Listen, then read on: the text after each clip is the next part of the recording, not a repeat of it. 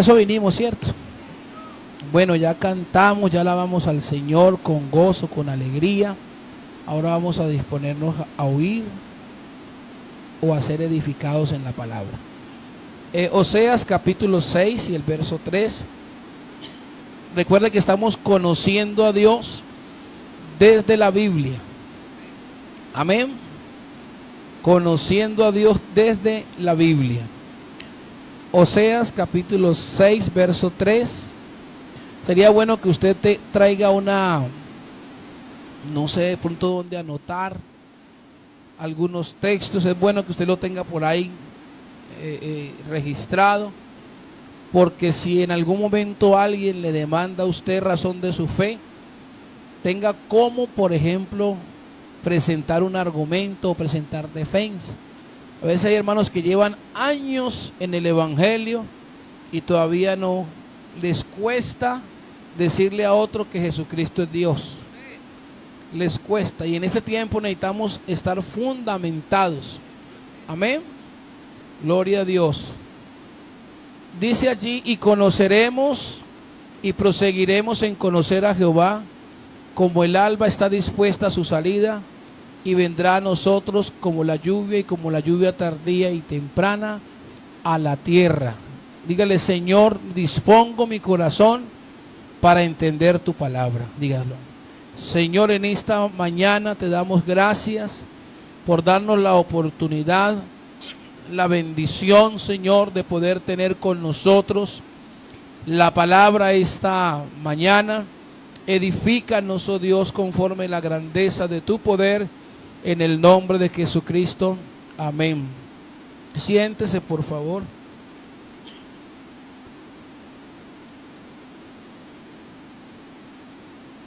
Bueno, estamos conociendo a Dios desde la Biblia. Le recomiendo que esté muy atento. Si algo no le queda claro, pues para eso está el pastor, para de pronto darle claridad. Lo que no lo sepa, lo investigo, porque aquí ni entre todos no la sabemos todas. La vida es un continuo aprendizaje. Todos los días estamos aprendiendo. Amén. Y yo sí quisiera que allá en la parte de atrás solo estén los hermanos que están en la actividad de la frijolada, para que los otros vengan acá a oír la palabra. Amén. Vamos a recuperar la reverencia en el culto y el respeto por las cosas de Dios. Amén. Bueno, hermanos, voy a hacer una pequeña biografía de lo que he venido, un pequeño resumen de lo que he venido hablando todos estos días.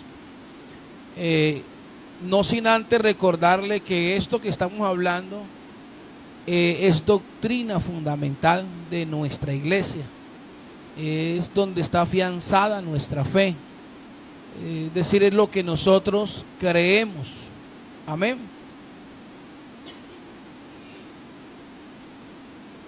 Y es bueno que usted tenga de alguna manera estos conocimientos por varias razones. Mire, hoy estamos viviendo un tiempo donde la verdad es como una incertidumbre, donde usted hoy puede estar aquí, mañana puede hacer que le toque estar en otro lugar, ¿o no?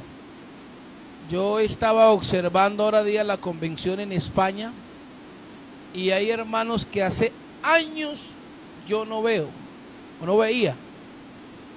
Y paradójicamente, cuando vi la transmisión de la convención en España, usted sabe que siempre están como mostrando algunas imágenes ahí. Bueno, y ese no es el hermano Julano, y ese no es de la iglesia tal. Con razón, tiempos que no lo volví a ver. Y hay gente que ya lleva años por allá en España, ¿cierto? ¿O no?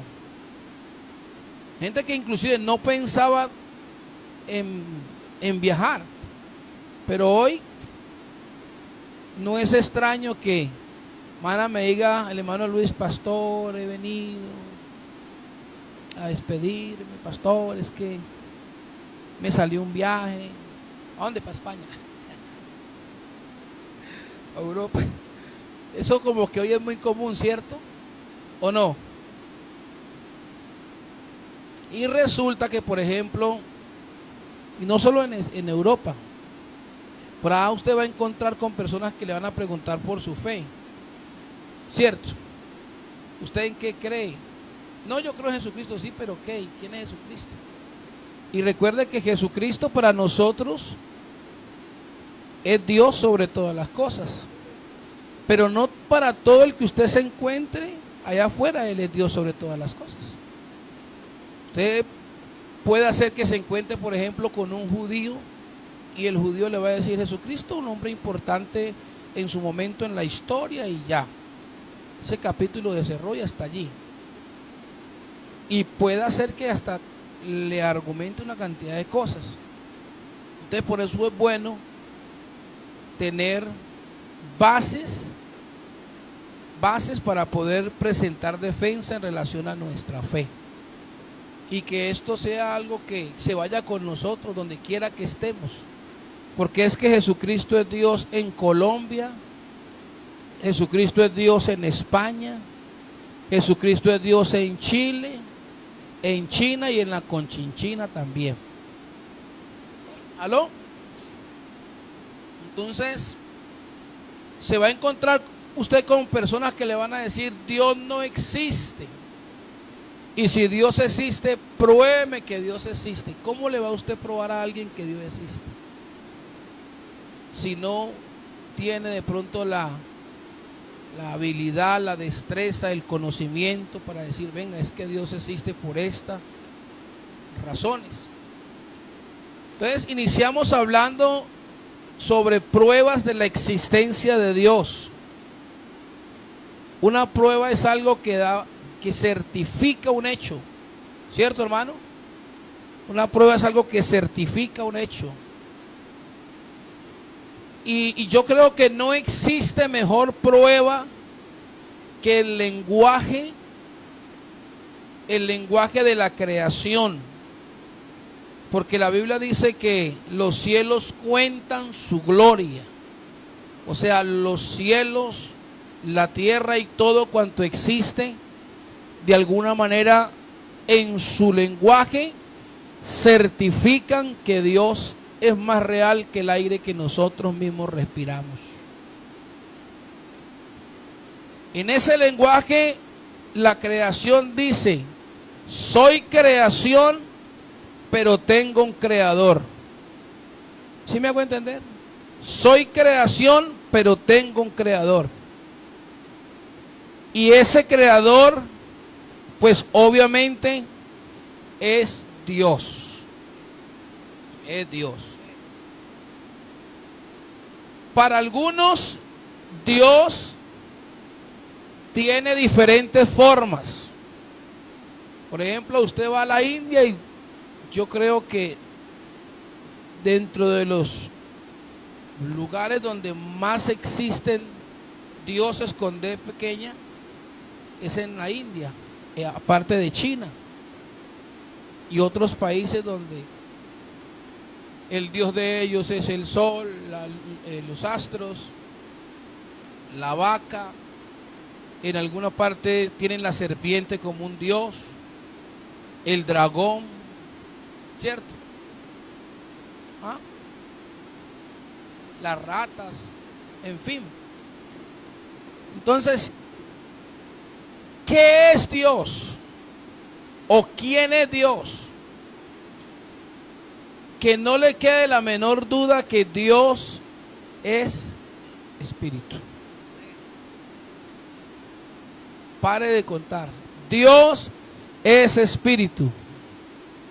Es decir, el Dios que creó todo lo visible, lo tangible, lo que se puede observar, lo que se puede palpar, ese Dios es espíritu. Y un espíritu no tiene ni hueso y no tiene tampoco carne. Dios no es no está representado en figuras hechos por mano de hombre. Me explico. No crea que Dios es el que está colgado allá en la basílica de Buga. No, eso simplemente es una obra de arte. Alguien cogió el madero, lo talló, lo perfeccionó y dijeron, este es Jesucristo. Ese no es Dios. Dios no es el escapulario que le venden a usted o que venden por ahí en la Semana Mayor. Eso no es Dios. Dios no está representado en las cuatro paredes. En las cuatro paredes, no. Perdón, este es el lugar donde nos reunimos.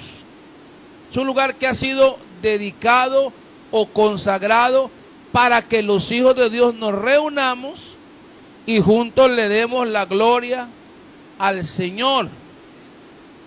Amén. Pero Dios no está encasillado en este espacio. No, ni tampoco Dios está encasillado aquí en este lugar que nosotros le llamamos altar. Le llamamos altar a esto porque es el lugar donde lo hemos consagrado para invocar su nombre. Pero realmente y bíblicamente, el altar de Dios es usted. ¿Aló? El altar de Dios es usted. Usted se convierte en un altar. Entonces Dios es espíritu. Y como espíritu, queda claro que no está limitado ni por el tiempo, ni por el espacio, ni por la distancia. Él en absoluto lo llena todo. Todo. No hay rincón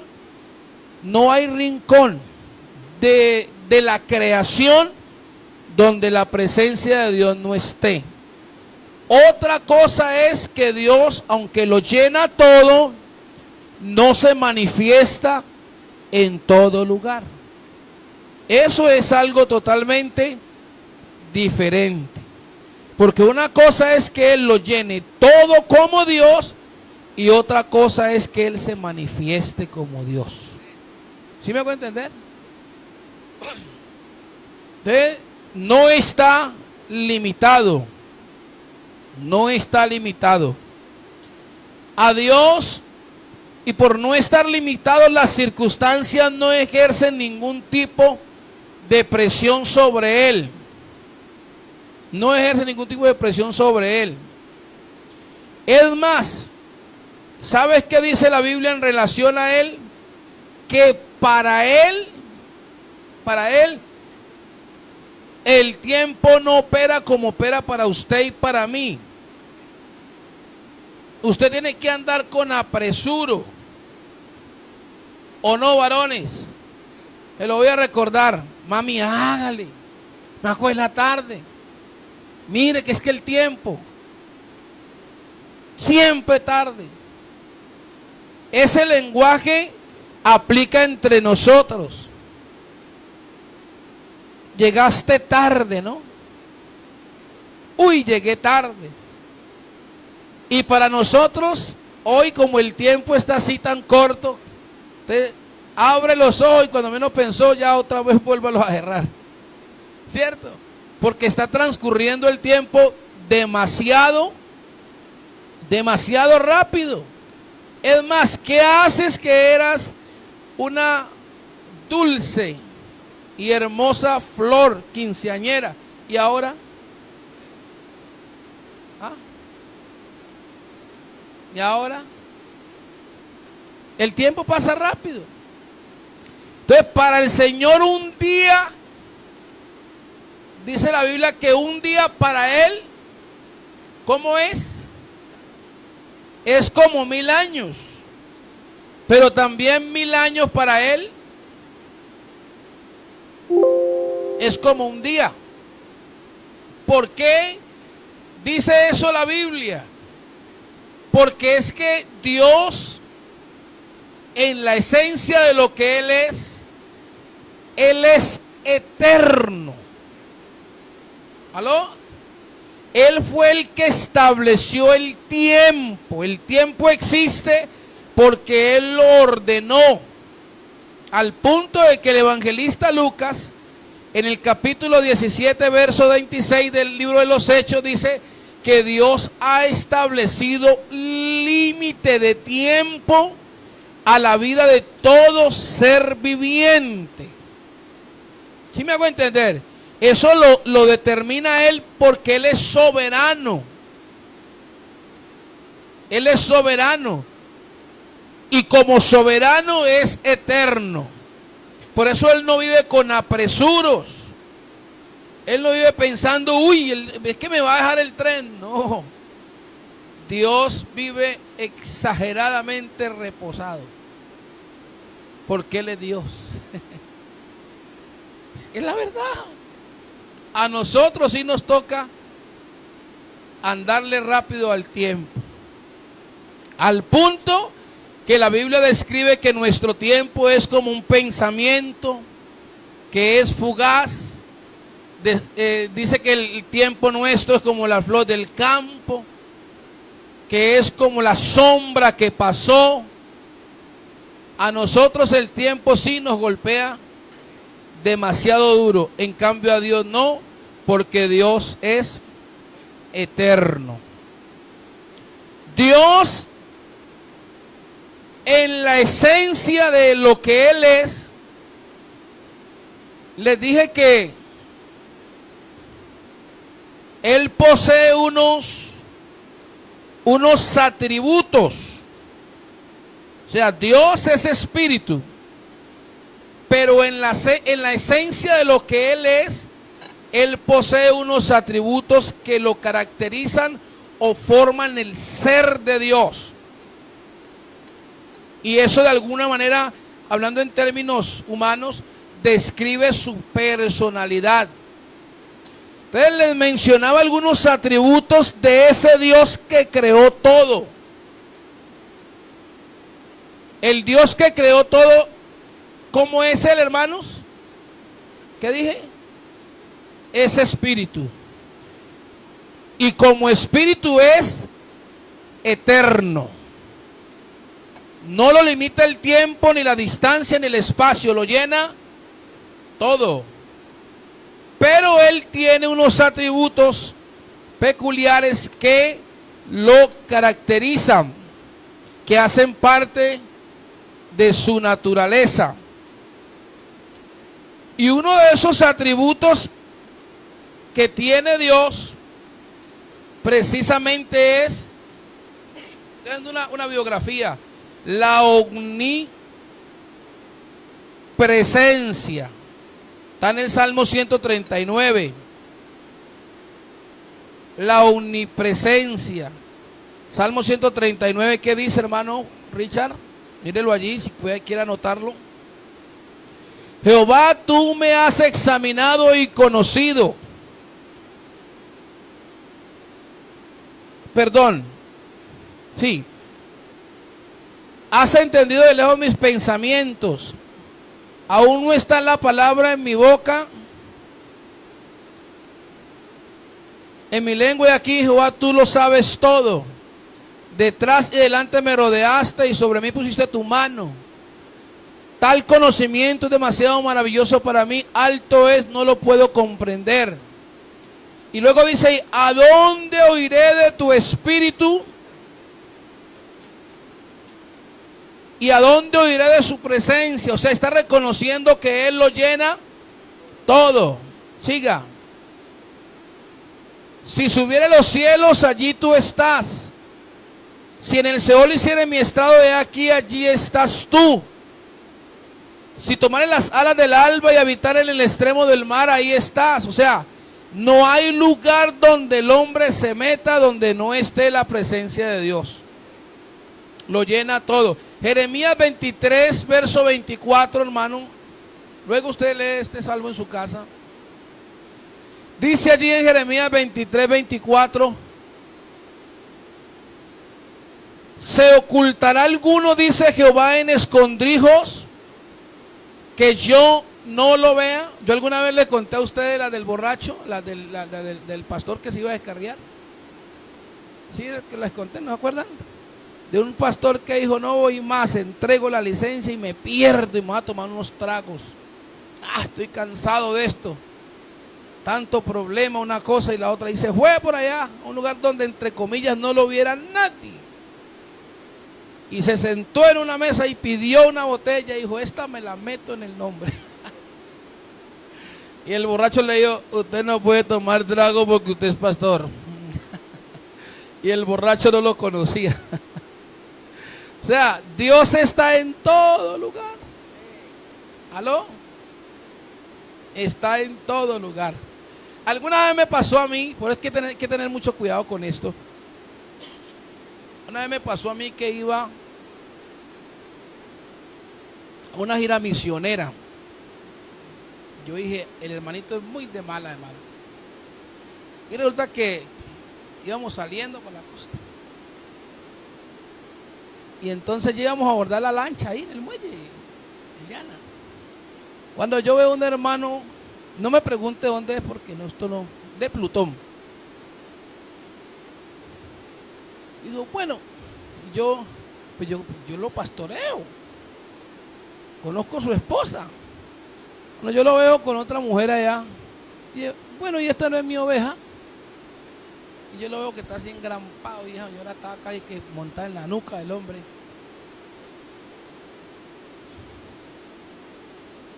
Yo no me aguanté, yo le dije, mijo, Dios lo bendiga.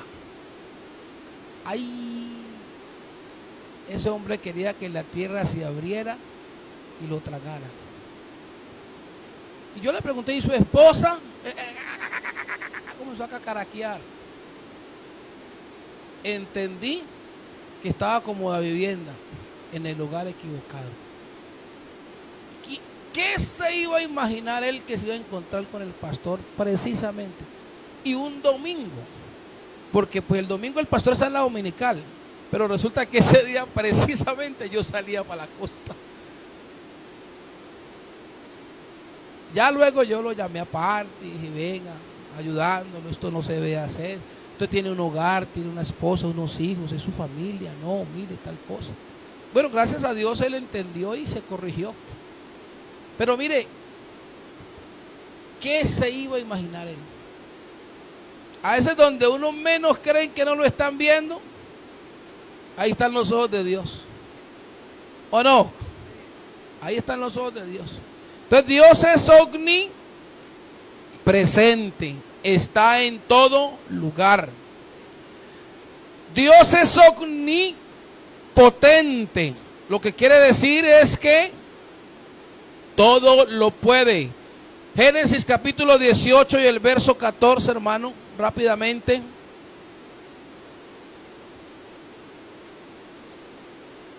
Dice Génesis capítulo 18, el verso 14.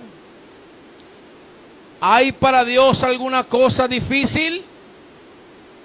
Al tiempo señalado volveré a ti, según el tiempo de la vida, y Sara tendrá ¿un qué? O sea, no hay nada imposible para Dios. Yo les decía, para mí es imposible transformar este vaso y esta toallita. No, es que yo no creo que exista alguien humanamente que lo pueda hacer. Pero Dios sí tiene todo el poder para hacer la operación. ¿Aló? Todo el poder. Dice la Biblia que habrá algo que sea difícil para Dios. Lucas 1:37 dice, porque nada hay imposible para Dios. Salmo 135:6 dice, todo lo que Jehová quiere lo hace en el cielo y en la tierra. O sea, quédese con esto en el pensamiento. Para Dios no hay nada imposible. Nada, nada. Nada. Puede dar vida a un muerto, pero también puede darle vida a millones. De hecho, la Biblia dice que vendrá la hora y la hora viene cuando todos los que están en los sepulcros, ¿qué va a pasar? oirán la voz del Hijo del Hombre, y los que hicieron lo bueno saldrán a resurrección de vida. Eso es un milagro. Pero eso solo lo puede hacer el que tiene poder sobre la vida. Y el único que tiene el poder absoluto sobre la vida es Dios. ¿Por qué? Porque para Él no hay nada que sea imposible. Amén. Pero también hay otro atributo de Dios, y es la omnisciencia. Es decir, todo lo sabe. Los pensamientos más recónditos, más escondidos que el hombre pueda tener, los conoce Dios. Al punto que David dijo: no está la palabra en mi boca, y tú ya lo sabes. Y para la palabra llegar a la boca, primero se percibe, luego se piensa y luego se actúa. Y todo ese proceso lo conoce Dios. Todo. Lo que uno guarda en el corazón. Usted puede decirme a mí: ay, pastor, tan lindo, qué bendición, mi pastor. Y por adentro está yendo ese negro. Y el Señor sabe que usted me está diciendo negro.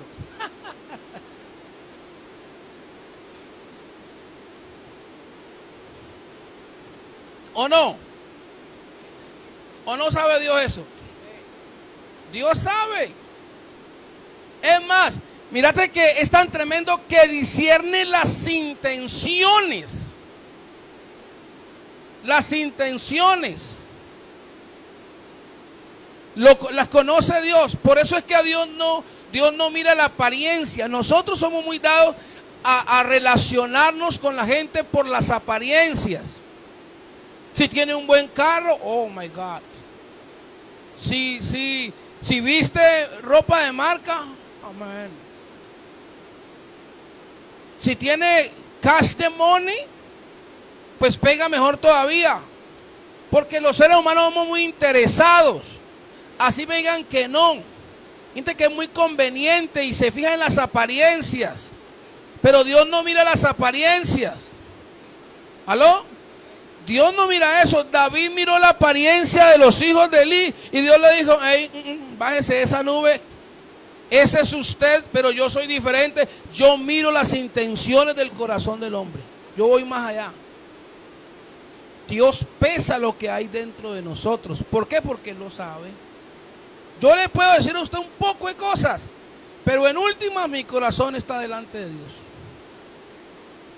Y a Él no lo podemos o no lo puedo engañar. Amén.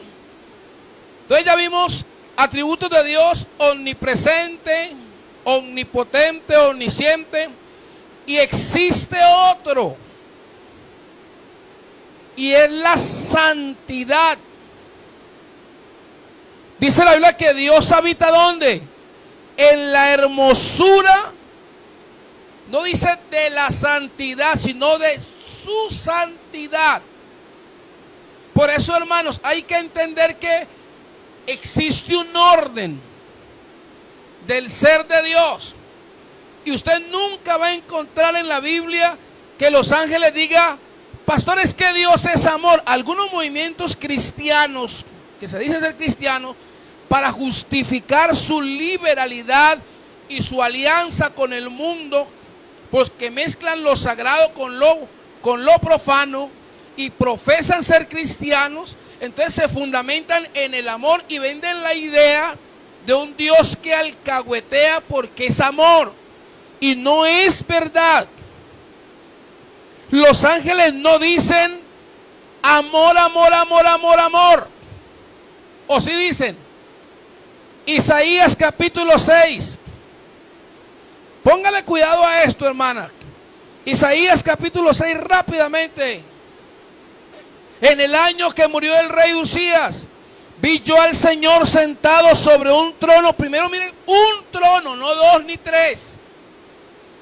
Y el trono de Él es alto, pero es sublime. Quiere decir que nadie está por encima de Él. Y sus faldas llenaban el templo. Cuando Isaías ve la visión, dice: por encima de Él había serafines. Cada uno tenía 6 alas, con 2 cubrían su rostro, con 2 cubrían sus pies y con 2 volaban.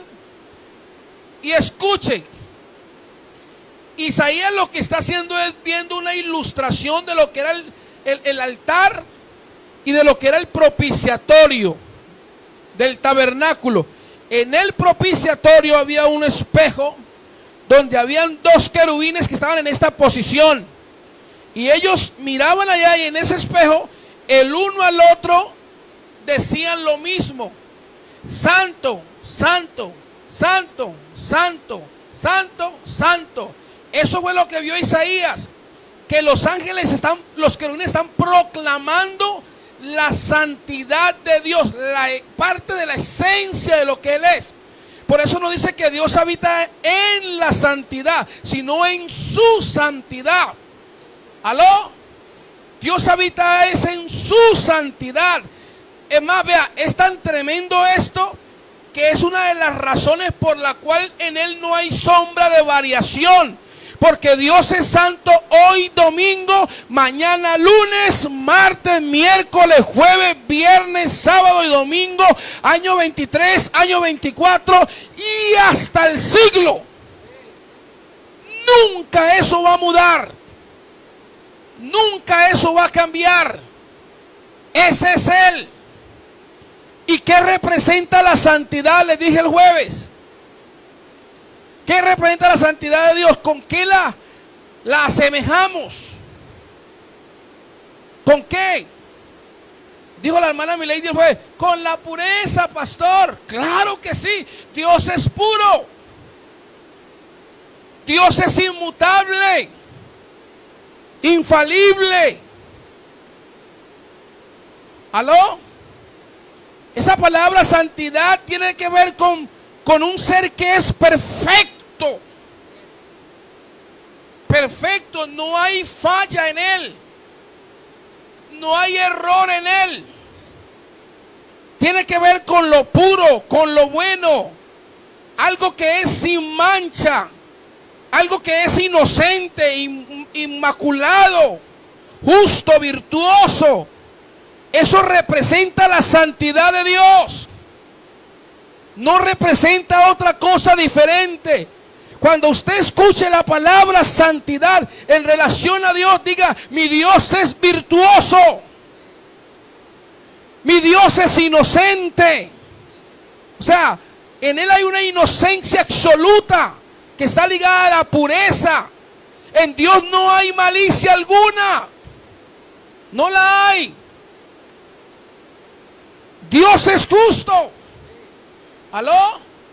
Abraham, ¿qué dijo cuando Dios iba a castigar a Sodoma y a Gomorra?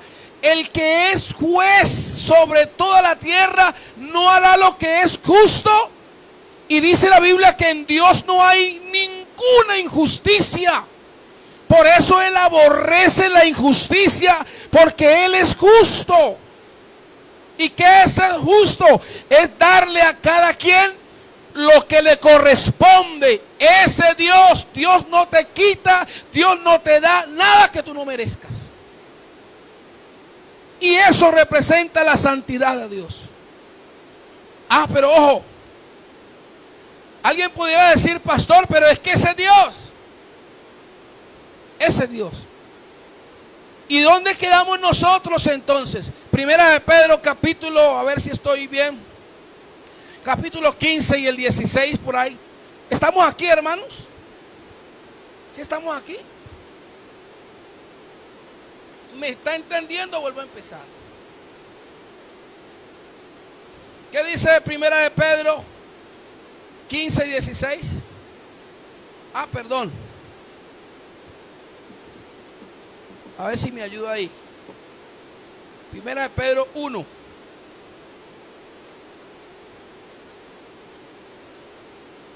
Creo que está en el verso 13.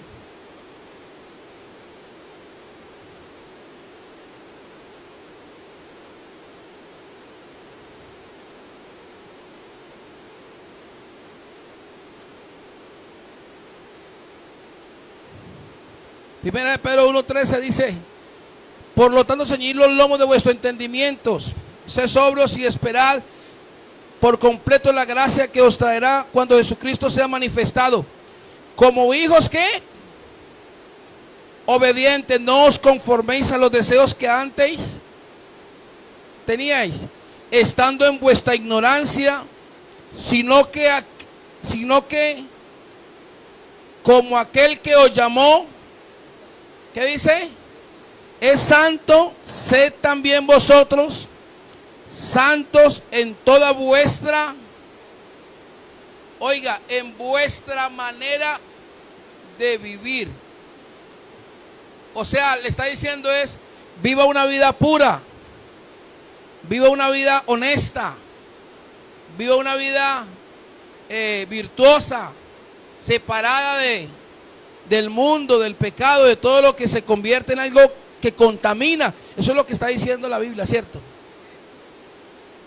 Eso dice la Biblia.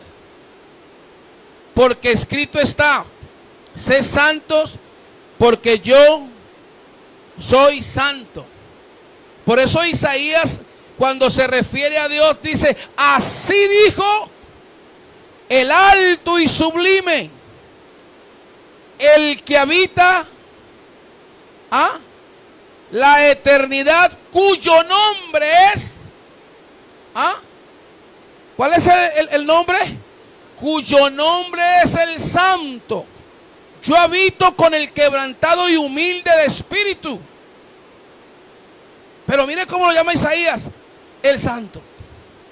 Porque a él se le conoce como el Santo, la roca de Israel, el Rey de Israel, el Señor de Israel, el Altísimo. Bueno, tiene varios calificativos, pero uno de sus atributos es también la santidad. Y quiero hacer un paréntesis aquí, ojalá no se deje desconcentrar de esto, hermana. Vea, si usted logra entender esto que le estoy enseñando esta mañana, le va a quedar fácil entender el plan de la redención. Créame que le va a quedar fácil entender por qué Cristo murió. Resulta que la santidad de Dios, en el buen sentido de la palabra, se convierte como ese medio que excluye, ese medio que le dice al hombre en su condición de pecado, usted no me puede acercar. ¿Sí me hago entender? ¿O no me hago entender? O sea, la pureza de Dios es tal que es la que le impide al hombre acercarse a Dios. Recuerden lo que les dije el jueves, no hay hombre que pueda ver a Dios cara a cara en su esencia y viva. Pero ¿qué no le permite eso? La santidad. La santidad hace que el hombre en el pecado del hombre le dice, no, mijo, usted no puede acercarse a ese Señor. Él es muy santo. ¿O no? ¿Sabes qué dice la Biblia? Que el pecado hace separación entre Dios y el hombre. ¿Pero por qué hace separación? Por la santidad de Él. La santidad de Él. Por eso cuando alguien peca, lo primero que pasa es, si tiene el Espíritu Santo, se sale de ahí. El Espíritu se va.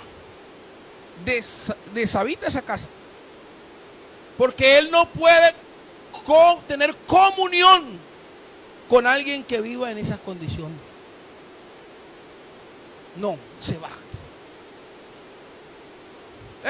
La santidad de Dios frente al hombre pecador lo pone en una posición de exclusión. Lo excluye, lo separa. ¿Cierto? Moisés fue al monte. Allá estaba la gloria de Dios. Pero para poder estar allí donde estaba, ¿qué le dijo Dios?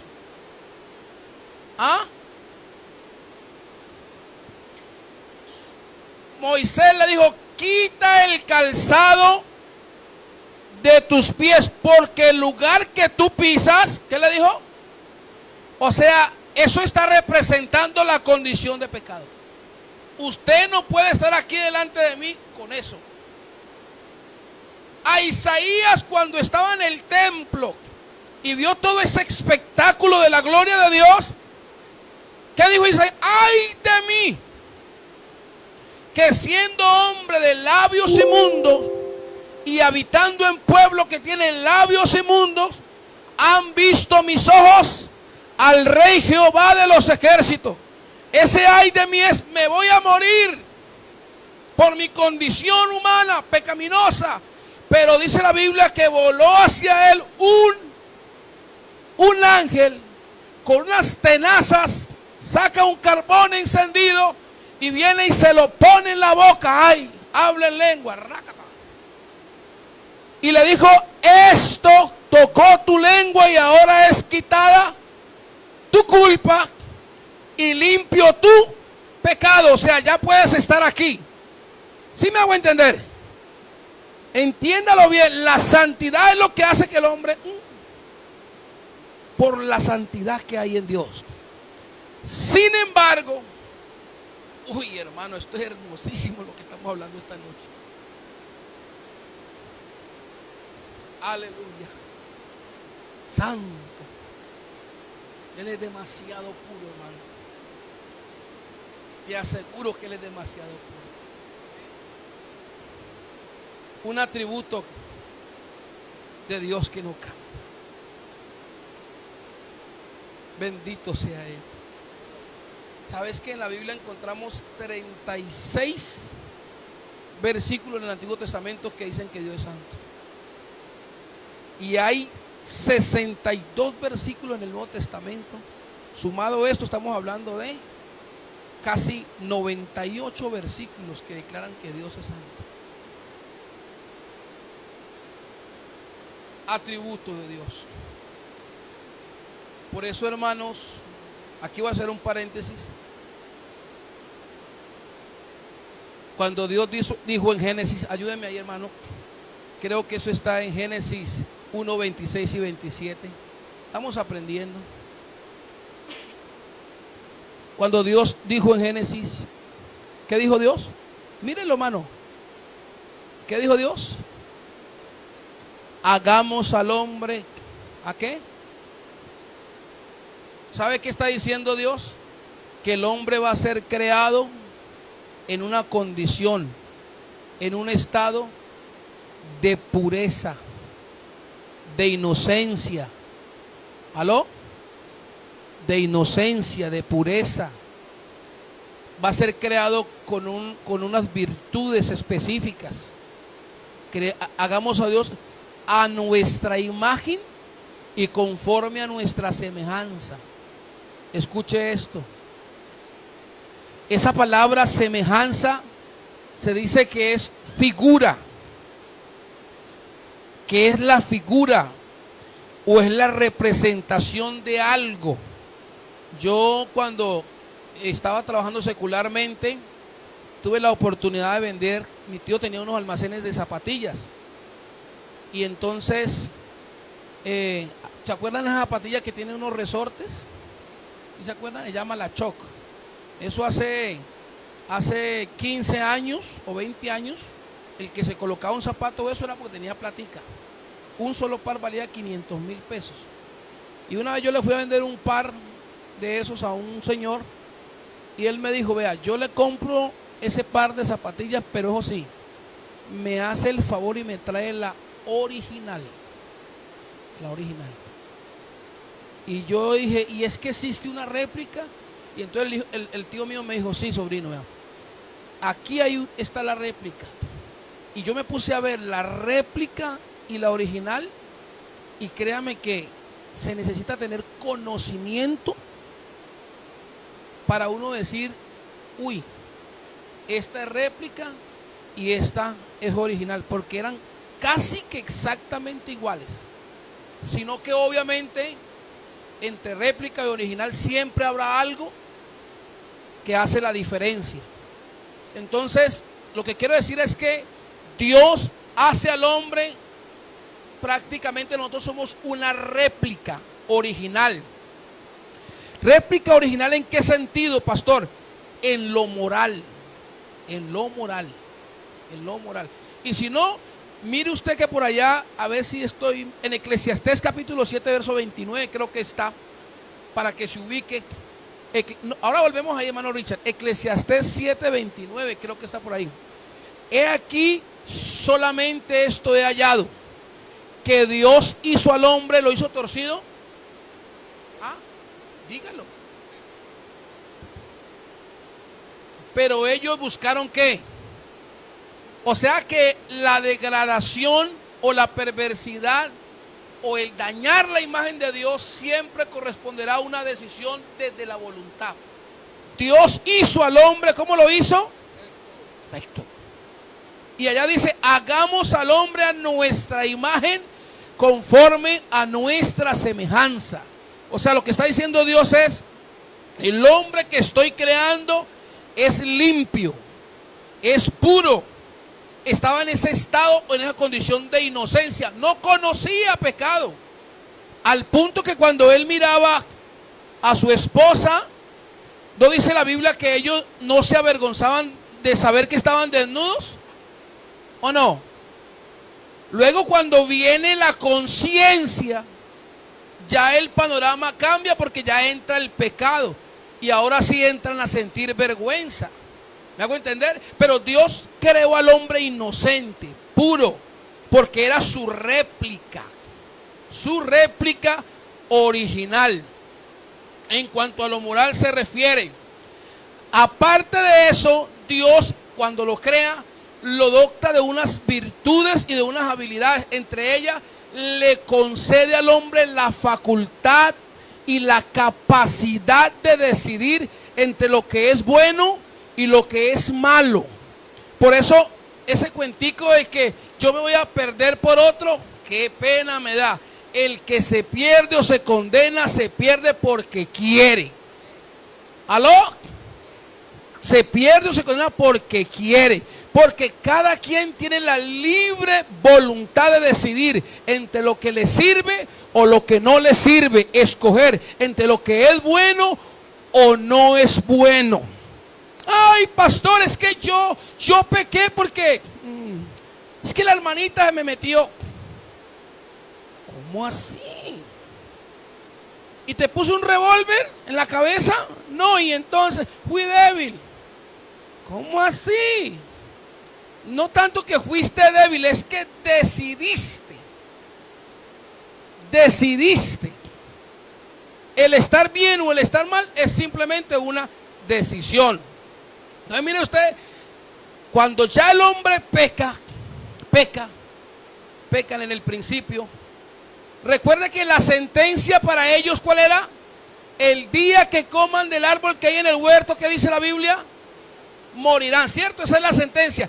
Digamos que allí aparece el atributo de la santidad. Por eso cuando pecan, lo primero que hace Dios, ¿qué es? Ah, dígalo. Lo primero que hace Dios es sacarlos del huerto. Los excluye. Pablo dice algo diferente. Destituidos de la gloria. Porque ahí estaba la santidad. Amén. Oh, gloria a Dios. Gloria a Dios por lo que voy a decir en esta mañana. La santidad dice sáquelo, exclúyalo, apártelo, que se vaya. Y es más, la santidad, yo diría en el buen sentido de la palabra, pone al hombre hasta bajo sentencia. Porque si usted ve, la sentencia ya estaba dada. El día que coman de lo que hay en el huerto, morirán. Pero resulta que hay otro atributo. Hay otro atributo. Nunca la Biblia dice que Dios es misericordia.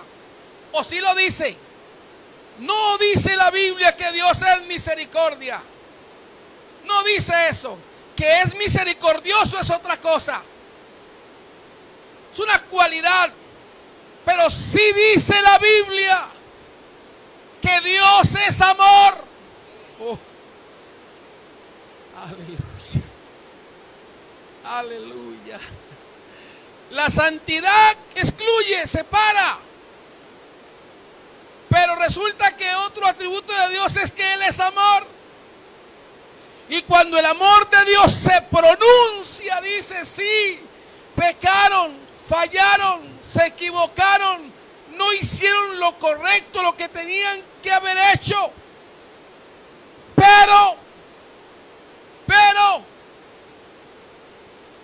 ameritan una nueva oportunidad. Y es donde el amor de Dios se deja ver en el principio. Hace un sacrificio.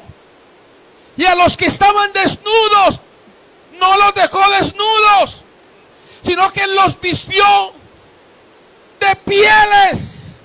Uy, hermano. Eso significa gracia. Eso significa misericordia. ¿Sí me hago entender en esta mañana? Precisamente por el amor de Dios, que es más grande que los mismos cielos. No erró el que se inventó el coro que dice: tan alto que no puedo ir arriba de él, tan profundo que no puedo ir abajo de él, tan ancho que no puedo ir al lado de él. El amor de Dios es más grande de lo que tú crees que significa la palabra grande. Oh, tan bonito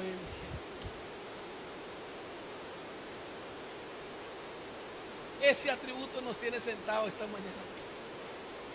¿Aló? Ese atributo nos tiene esta mañana sentado aquí. De tal manera,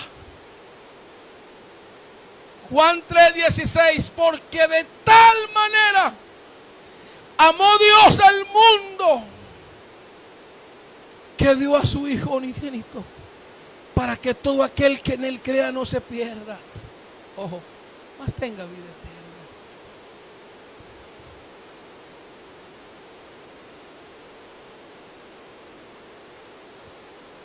El amor. ¿Qué dice Romanos capítulo 5, verso 8? ¿Me estoy haciendo entender hasta allí, hermano? ¿Qué dice hasta allí? El amor no se profesa, porque dice que ama de labios. La Biblia dice que no amemos de labios ni de palabras, sino de hechos.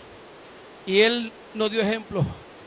Mas Dios muestra que su amor, ahí está el atributo. ¿Para quiénes? Para los pecadores. Para con nosotros. Uy, mírelo. En que siendo aún pecadores, Cristo murió por nosotros. Cristo murió por nosotros. Aleluya. Aleluya. ¿Sabe qué le estoy diciendo con esto en esta mañana? Aquí nace.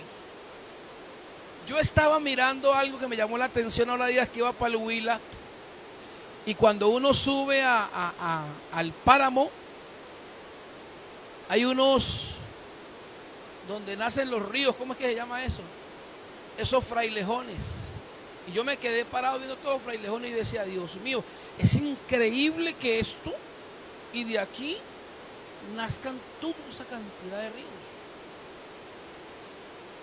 O sea, lo que quiero decir en esta mañana es: definitivamente en la vida todo tiene razón de ser, ¿cierto? ¿Cierto? Todo tiene razón de ser. En este atributo que estoy mencionando nació la idea, nació el macroproyecto de la redención de toda la humanidad. Aquí nació en este atributo. Si no nos hubiese amado, nunca hubiese habido redención. Nunca. Pero ¿sabes qué dice la Biblia? Que Él nos amó y no con cualquier amor. Nos amó con amor. Aquí nace la redención. Fue su amor lo que lo movió a decirse a sí mismo, no se lo dijo a otro. porque nunca ha consultado con otro ni consultará con nadie. A decirse a sí mismo, se cayeron, quedaron en condición de esclavitud, están a la merced del diablo y del pecado. Deambularán por el mundo sin esperanza, se perderán para siempre. Y la santidad estaba como un muro impenetrable. Y es allí donde Dios dice, ¿cómo hago para acercarlos? ¿Cómo hago para volverlos a mí? ¿Cómo hago para volverlos a traer? Y es donde se origina el plan más extraordinario que se haya podido diseñar en este globo terráqueo. Lo diseñó Él. Y fue el plan de la redención. Cómo hacer un puente para que el hombre vuelva a tener comunión conmigo. Y el Señor dijo, ya sé cómo lo voy a hacer. Ya sé cómo lo voy a hacer. No hay otra manera de demostrarles a ellos cuánto le amo. No hay otra forma de expresarles mi amor por ellos. Voy a hacerlo yo. Voy a hacerlo yo. Y toma la decisión. Toma la decisión de hacer una transformación, yo diría momentánea.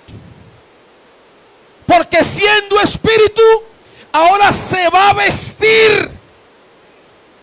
Se va a vestir de humanidad para poder cohabitar con los hombres.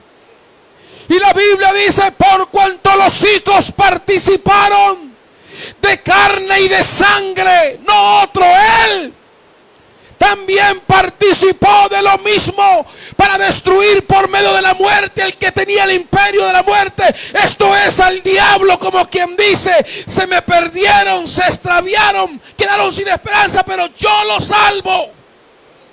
Yo los salvo. Yo los acerco. Uy, hermano. Yo los rescato. Son culpables, pero yo los perdono. No valen nada, pero yo les doy valor. Van hacia el abismo, pero yo los saco del abismo. Por eso en esta mañana, hermanos, los aplausos tienen que ser para Él. A su nombre sea la gloria. A su nombre sea la gloria. A su nombre sea la gloria. A su nombre sea la gloria. ¡Ey, goces en esta mañana! No rescató a los ángeles, pero rescató a la descendencia de Abraham, a nosotros. Hoy, hermano, nos amó y todavía nos ama en esta mañana. He dicho, todavía nos ama en esta mañana. Todavía nos ama en esta mañana. ¿Cuántas veces no hemos errado? Aquí ayúdenme. ¿Cuántas veces nos hemos equivocado y hemos cometido errores?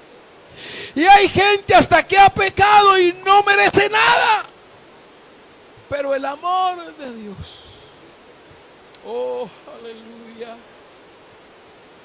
que excede a todo conocimiento, viene y le susurra al oído y le dice, aunque fallaste, te perdono, te tengo una nueva oportunidad. Y viene y lo levanta.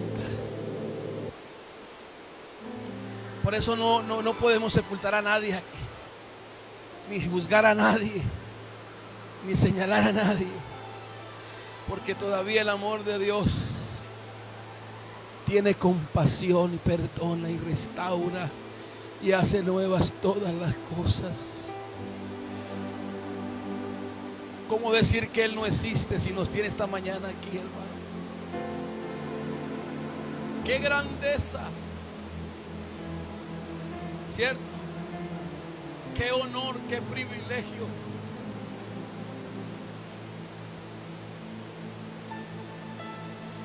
Bonito Dios. papacito de Dios. El diablo nos cogió y nos sometió y la muerte dijo: de aquí pues me vamos, los pelo a todos. Y el diablo se reía y menospreciaba a su máxima creación. Y la ley decía: ¿quién puede ayudarlos? Nadie. La ley decía: están condenados. No hay esperanza para ellos. Y cual gigante Goliat pedía un valiente que peleara con él para soltar el botín.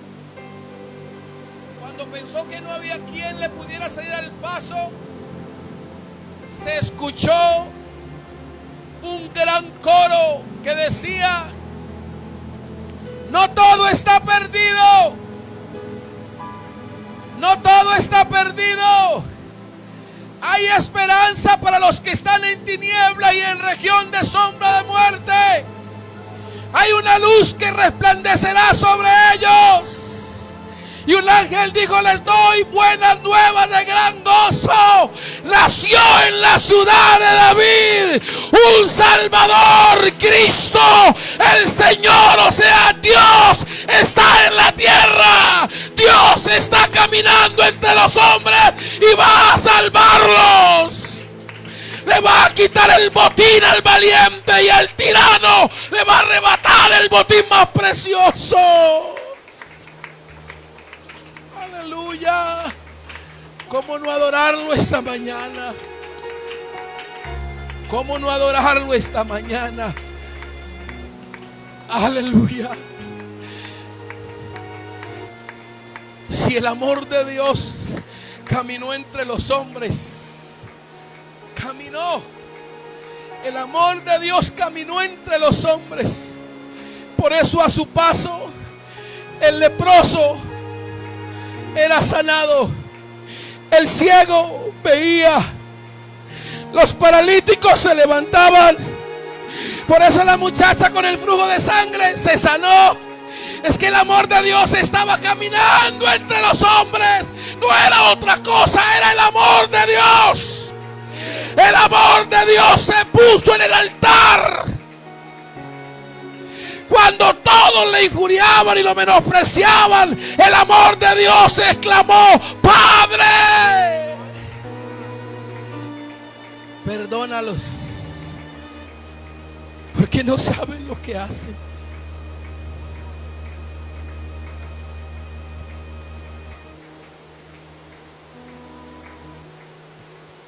Qué lindo el Señor, hermano. Le amamos a Él. ¿Por qué le amamos esta mañana? Honestamente, porque Él nos amó primero. ¿Cuántos le aman a Él esta mañana? Hey, ¿cuántos le aman a Él esta mañana? Póngase en pie por un momento.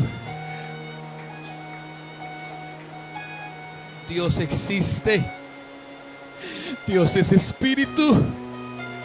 Dios es incorpóreo, es indivisible. Dios tiene atributos extraordinarios que lo caracterizan. Dios es santo, pero Dios también es amor. Por eso la Biblia dice, y culmino con esto, por eso dice la Biblia que el que no ama puede predicar muy bonito, puede hacer 100,000 cosas, pero si no amas, me estás diciendo que tú no conoces a Dios. Pero los que le conocemos a Él en esta mañana, cada quien da de lo que tiene. Hey, cada quien da de lo que tiene. Por eso en esta mañana en tu corazón tiene que haber amor por tu prójimo, por tu hermana, por tu hermano, por tu esposa, por tus hijos. Porque Él es tan bueno que ese amor lo derramó en vuestros corazones.